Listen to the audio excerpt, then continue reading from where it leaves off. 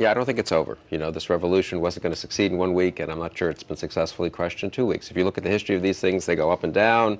There were many times, I went back and looked for a few minutes, there were many times in late 1978 people thought the Shah had succeeded in quelling the problems and that had sort of restored his upper hand, and then of course ultimately he was ousted. We don't know what's going to happen here, but I certainly don't think it's over, A. And B, in terms of Obama's foreign policy, it's a huge moment. I mean, it's over. He cannot have engagement with Iran as the centerpiece of a serious foreign policy to deal with the Middle East. He is not going to be able to engage successfully with this regime if it cracks down, if it succeeds in staying in power. It's going to be, I think, even more hostile than it has been, even less prone to make any kinds of concessions, et cetera. So is he just going to kind of mindlessly go on this path and let them get nuclear weapons and possibly force Israel to take action if it feels it has to? Or is he going to actually rethink where he is and go for what, as the Washington Post put it yesterday, the serious, realistic policy on Iran now is now to help accelerate regime change. That's the only prospect for Iran not being a nuclear power. It's the only prospect for any relative peace in the Middle East.